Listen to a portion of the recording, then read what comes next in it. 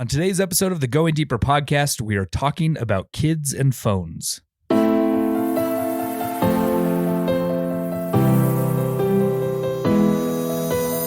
What's up, Fathom Church? Welcome to the Going Deeper podcast. This is your host, Kyle Knight. And here we like to just take a topic or a passage of scripture, whatever it is, and dive deeper into it, hopefully to help you go deeper in your relationship with God. I'm in our podcast studio.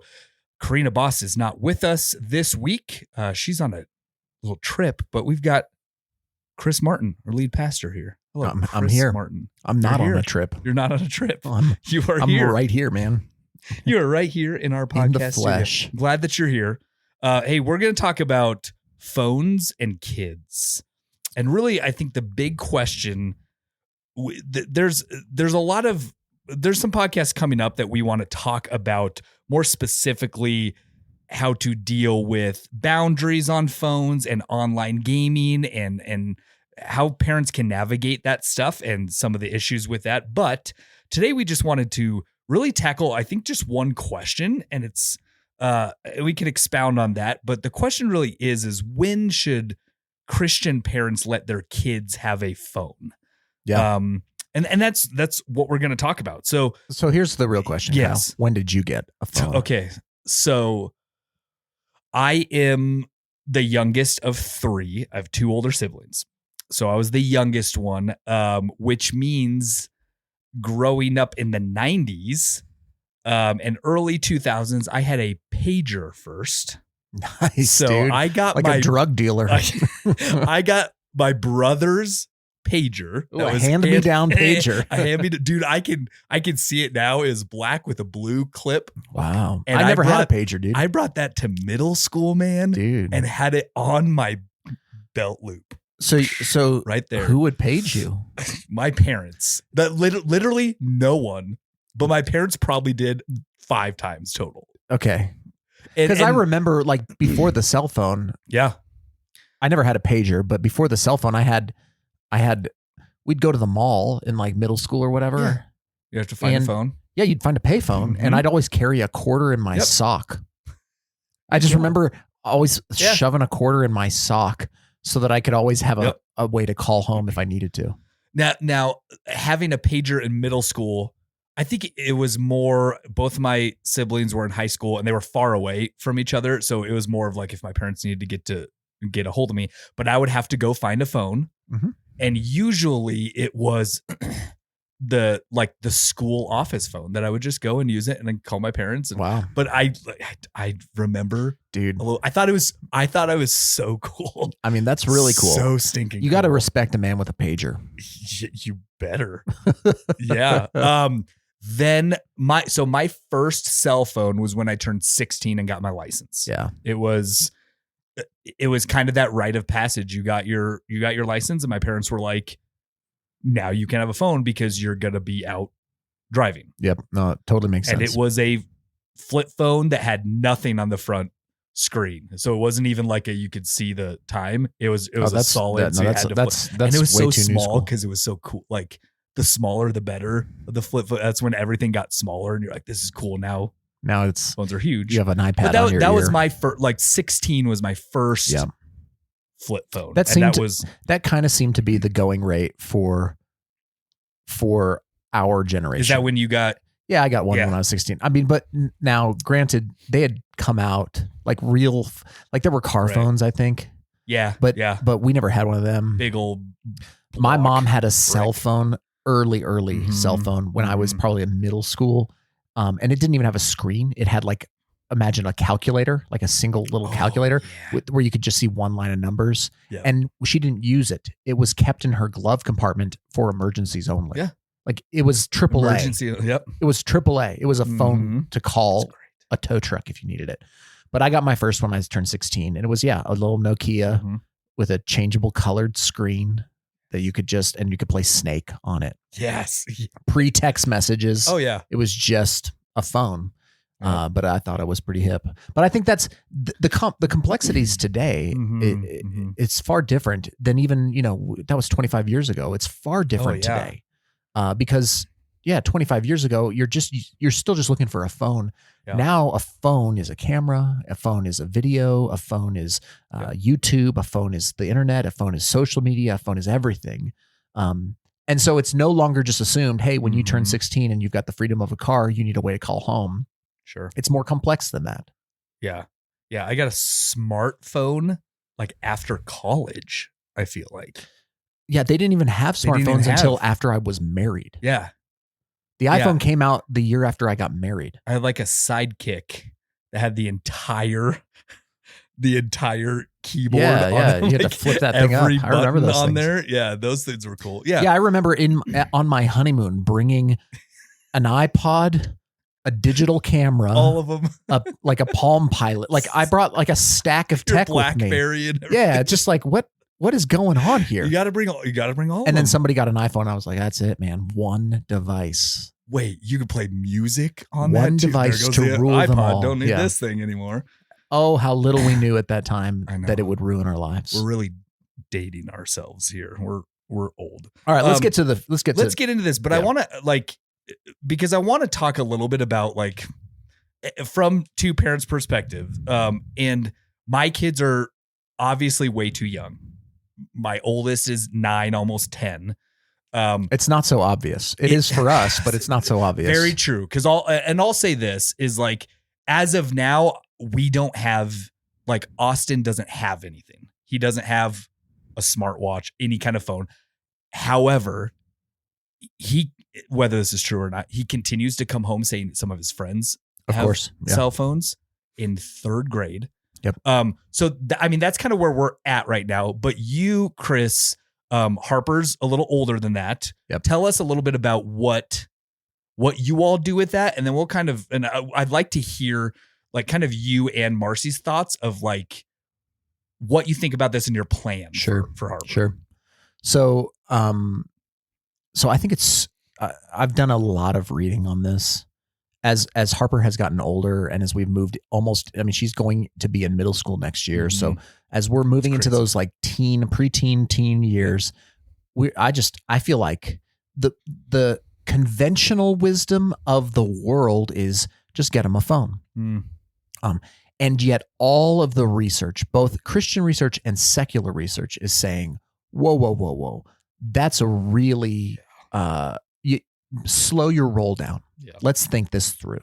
So I've read a number of books. One that I just is coming to top of mind that I would commend to our church, not by a Christian. It's not a Christian book. It's called The Anxious Generation. That's good. Really important, really, really important read for anybody raising children right now when it comes to not just phones, but tech, social media, and what it's doing to the young minds of our children. Yeah, you want to have your mind blown about read that book. Yeah, that book will freak you out in some really good ways. Like it needs to freak you out. But so Marcia and I, as Harper was getting older, she had the same things, in 2nd, 3rd, 4th grade, people, coming home from school. Oh, so-and-so has a phone. So-and-so was showing me this cat video. And it was very innocent. But even at that age, it was there was some pressure. Oh yeah. How am I, how can I FaceTime my friends? Mm-hmm. They FaceTime each other in 3rd grade, in 4th grade. And I'm like, okay, so for the longest time, we were just, no, you're not going to get a phone. You're not going to get a phone. You're not going to get a phone. If your friends want to FaceTime, you can use mom's phone or you can use my phone. But we're not going to do that. And so what we've kind of come to is essentially a 3-tiered process. Okay. And I'll just tell, again, this is descriptive. It's not prescriptive. Right. This is what we are doing based on the reading and research and what we feel comfortable with. But here's what we've done. We have got her a smartwatch. Now they have a lot of smartwatches in today's day and age that can function for text and for calling. They can function for a whole lot more, but we got Harper a smartwatch last year because in 5th grade, we started leaving her home alone at certain times, if we were going to go out for dinner or if we're going to go for a walk or we're going to go to the store real quick. At about 5th grade, we felt comfortable starting to leave her home alone. We don't have a landline at our house. You don't? Can you believe that? Yeah, I can't believe it. That's another flashback. Yeah. We also don't use floppy disks or dial-up internet. So, but we were like, we need a way for her to call or text us. So we got her a smartwatch, just so that she could communicate with us. Additionally, she's starting to play, she's on soccer teams. We're not always at soccer practice. Like we'll drop her off or we'll go for a walk or whatever. And so just a way for her to communicate with us. We have that thing locked down. She only can receive and text and call a certain number of numbers. But we felt like, hey, this is the first step in exposing her and allowing for her to learn some etiquette of phones and texting at this point. So that's kind of stage one. In some ways, this is like when we were kids and you started calling your friends. You started like, I remember just like my mom being so upset with me, get off the line, because I'm on the phone. I'm on the phone with my friends, like that's the same sort of thing. So as she moves into middle school, our plan is to continue to let her use that watch, probably with more and more permission. Right. So maybe she gets to start calling friends and texting friends. And, there's things that we can add, like, add music to it. Maybe she gets Spotify on it or something like that. But progressively giving her more and more freedom, more and more opportunities to grow and learn how to use that.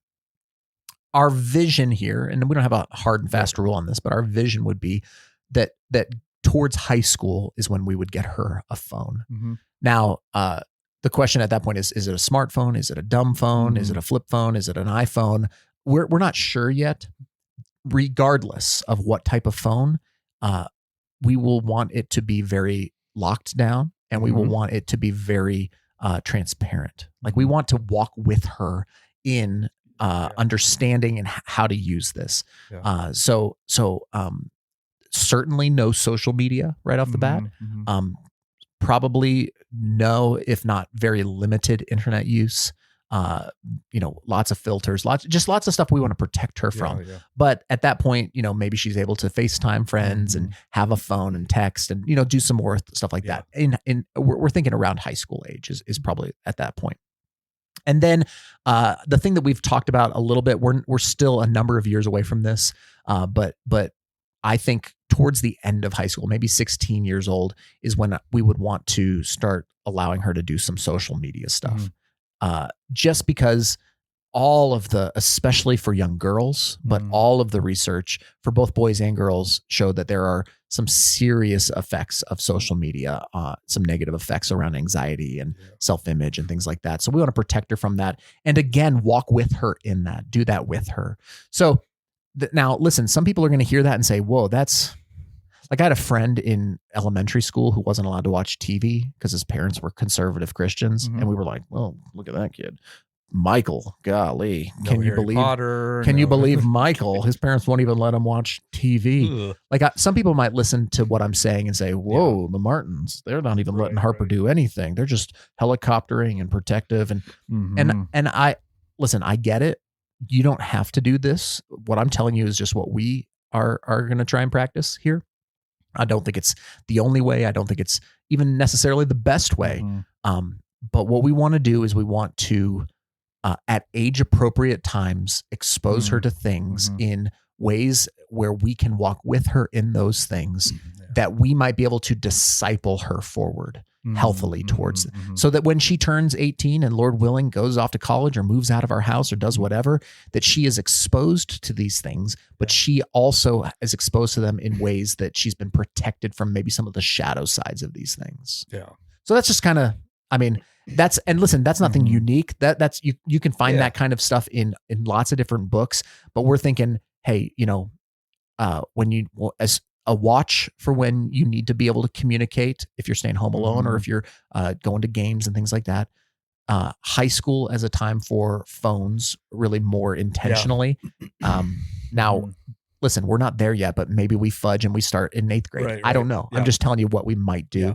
And then probably social media halfway through high school, just because, man, that's a scarier hole. That's a whole nother thing we don't have time to get into, but like, that's how we're thinking about phones. Well, and it's good because you're right. I think everybody listening to this will either think, wow, you're being that's way too much. Pastor Chris, way too conservative, or like, oh, that's not enough. Or there's some right in the middle and saying like that's right. But also there is that piece, like you just mentioned, of let's not hold Pastor Chris to this. Yeah, we're trying to figure this out because everything changes every single year. Sure. Social media, phones, more and more, and usually it's more and more access to just bad, evil things every single year after year after year. That it's like, so, okay, that kind of brings me to one of my questions. And this is something that I was kind of reading about. And again, there's a lot of different opinions on this. And I do feel like after doing youth ministry for a long time, hearing how a lot of parents of teenagers kind of function around this piece over the years, I feel like there's kind of two different camps. And Chris, you kind of went through this, but I'd love to get your thoughts on it. How some people go off of an age of like, this age is when they're like, my kid will get this at, I'm using me as an example, 16, you get your license, that then maybe you get a smartphone at 18 or whatever like that.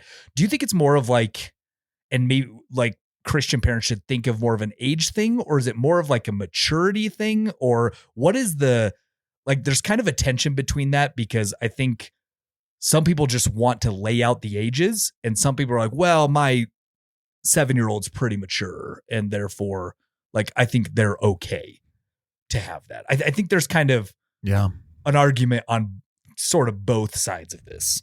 Yeah. Yeah, it's interesting to think about that. Only having one child, so having an only at home, it's not something we're going to have to run into. Yeah, I don't know if I would say, and maybe this comes in with like the pressure of outside friends and other families and that kind of stuff. Yeah. So you don't want your kid to be left behind or like that's left out. That's more what I've heard from people is like, oh, well, I don't want my everybody, all my kids' friends are texting each other. And so how is my kid supposed to be socially caught up with everybody if they are left out of all of the texts? Yeah. And like, I get that. I totally get that. This is why I think there's probably like safe baby steps to take as you go through this. Yeah. Just because, let's just say you've got a 7th or 8th grade, student and all their friends are texting all the time. Okay. Well, there's probably a way that you can let your kid jump into text without giving them Instagram. Right. Or Safari on their phone or I mean, there's probably ways to do that. I again still think that there's probably good ways to set boundaries and limits and who are they texting, who aren't they texting. The other thing that I keep hearing from friends of mine who have kids who are older is that like even texting is kind of falling out. Like kids are using all kinds of secondary apps. There's they're chatting in DMs. They're videoing each other. They're doing all kinds. And so you just need to, I just think as a parent, you need to be really clearly involved in this. You need to really do your research. You need to understand what your child is being exposed to. I mean, so for me, middle school was when the internet came out. Like AOL came out when I was, I think, in 6th grade. Okay. And God bless my parents. I love them. Okay. Nobody was talking about internet safety at that point. Right. Yeah. So in the 6th grade, with our dial-up internet and my dad's desktop computer, I got AOL. And without skipping a beat, I found chat rooms and I found pornography and I found a whole bunch of stuff that as a 12-year-old, I had no business being about. Now we are, like we said, more than 25 years later. And we know that these little rectangles of screens that we can hold in our pocket, in our hand, they are portals to all kinds of stuff, to all kinds of people, to all kinds of predators, they can be a way that the enemy uses to steal, kill, and destroy. they are neutral. It's a piece of technology, but the enemy can use that. So we need to be really, really engaged and careful on this. And at least thoughtfully doing everything we can to say, okay, what does an 8-year-old need? What does a 10-year-old need? What does a 14-year-old need? What does a 17-year-old need? And progressively training our kids up in the way that they should go when it comes to not only the Lord, but their engagement with technology. And I think so. I think it's good because we've talked about some reasons, like some reasons to give your kid a phone at whatever age, fill in the blank, because there is the communication piece with parents. There's a safety piece with that. You want them to sort of fit in to an extent with their friends and to have friends and be able to talk with their friends. And then there's all obvious reasons against giving your kid all the access, safety, all that kind of stuff.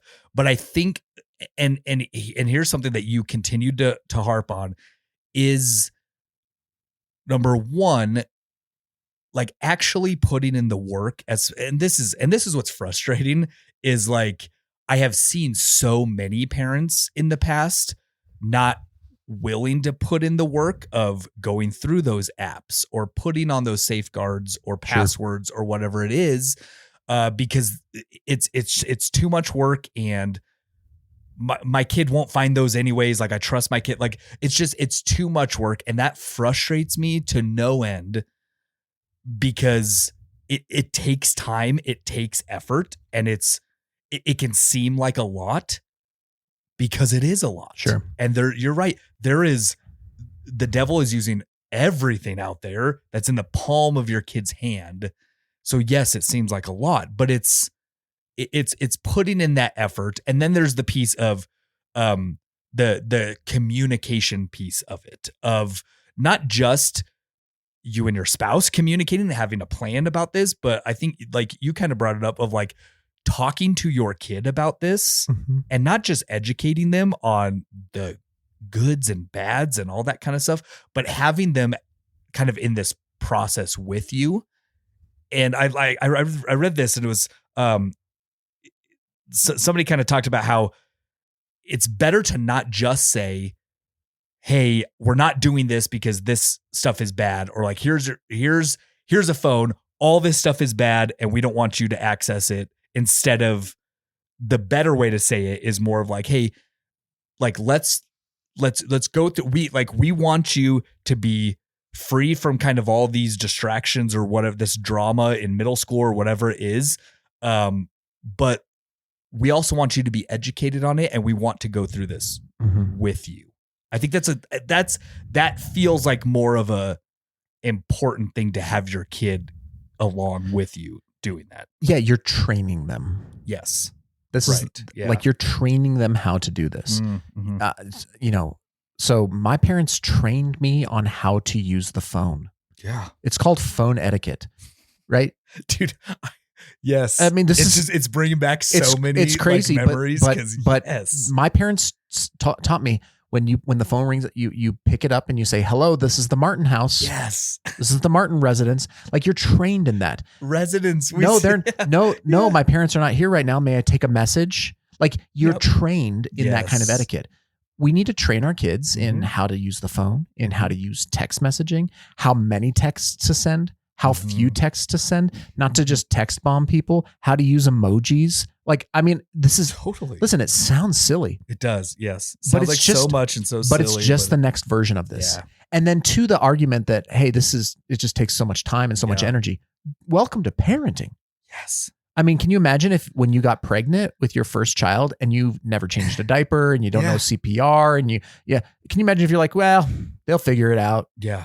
You're like, no. I don't know how my child will die if I don't take care of them. Yeah. So now your kid's 14 and they're not going to die. Well, maybe. I mean, the mental health crisis is nothing to scoff at in our culture, especially with young people. But let's be real. This is our responsibility. Yeah. Our responsibility as parents is to train our children up. We get 18 years with them.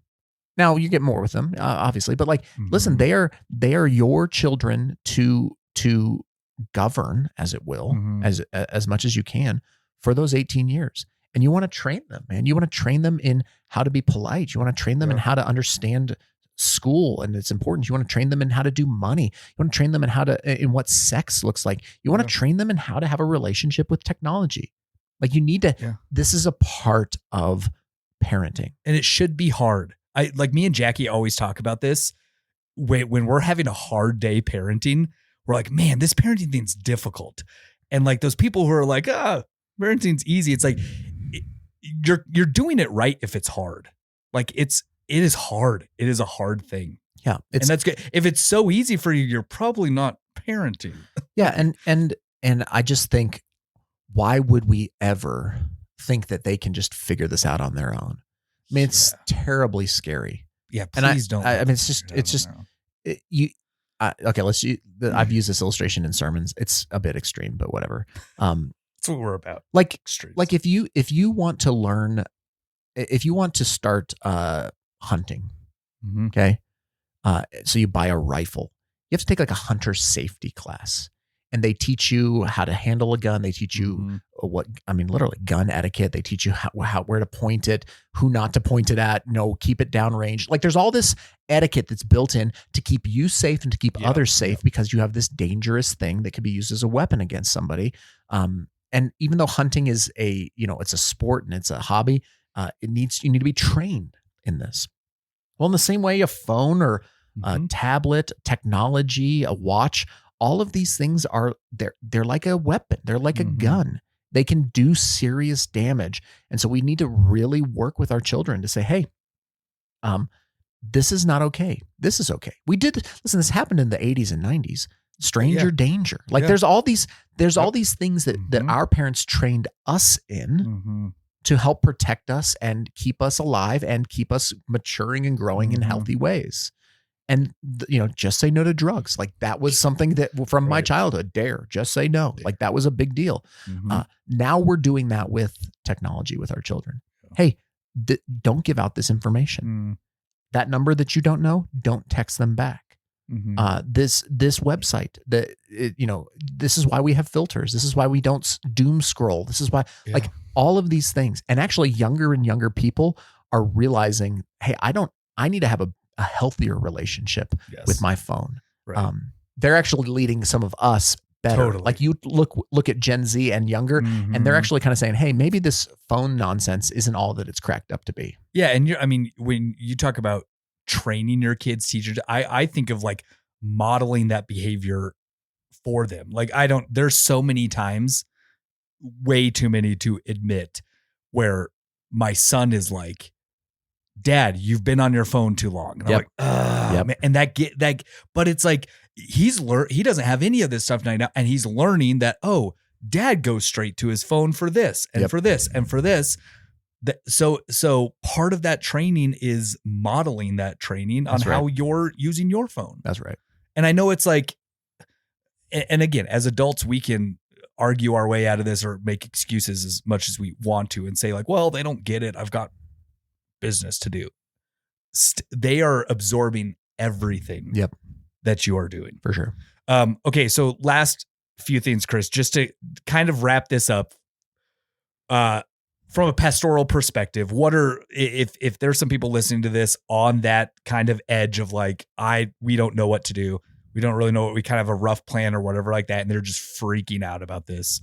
What are just some good, and again, I know you went through like what you and Marcy do, but what is just some good pastoral encouragement advice for those that are in the thick of this big piece? Yeah. So here, if you've got young kids, start talking about it now with your spouse. Start talking about it now with your community, maybe your D group, maybe with one of your pastors or an elder. Just read books, like make a plan. Okay. Yeah. If you've got a 6-year-old, make a plan. If you've got a 10-year-old, make a plan. Like, you need a plan. You're not just going to figure this out by shooting from the hip. Right. Make a plan. Second, if you're already got, teens or young kids, tweens, whatever it might be, and you feel like, oh, crud, I've really missed the boat on this. Here's what I would encourage you to do. apologize to your children. Just say, hey, I am so sorry. Yeah. I've let you been exposed to things that you shouldn't have been exposed to, and I'd like to correct that. And then enact a plan. Apologize to your kids, which, by the way, will do wonders for their respect for you. Apologize to your kids, and then start to say, hey, I'm going to add some filters on here. I'm going to block some stuff. It's because I love you. It's because I love you, and I don't want you to be exposed. And you can just say, hey, the things that I've seen, I don't want you to have to see. Like, it's damaging to me, and I want to protect you from that. And you will get pushback on that. For sure. They're going to be bummed. But listen, this is parenting. This is parenting, you know?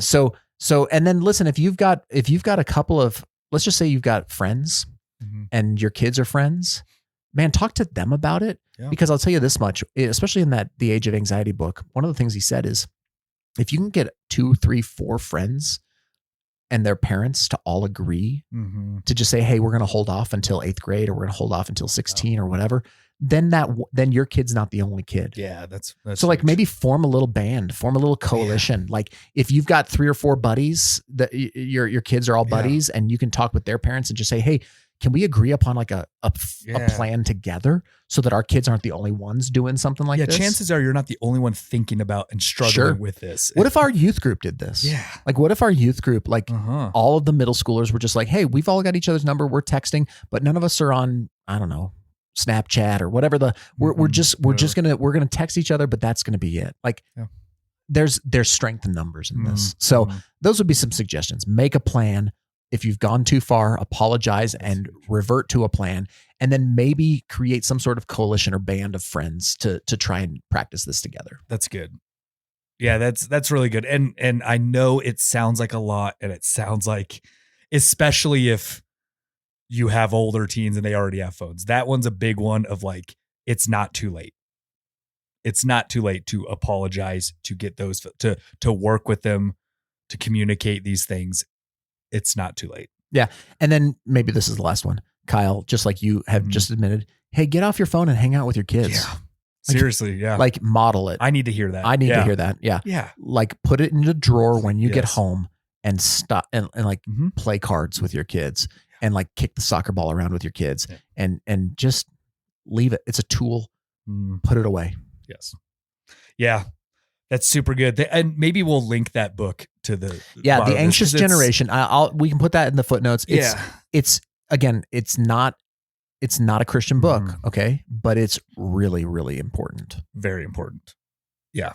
Yeah. So, hey, thank you, Pastor Chris, for this conversation. You bet.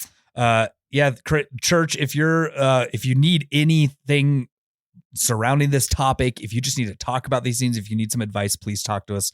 We are here for you and your kids. We love you, church. We'll catch you next time.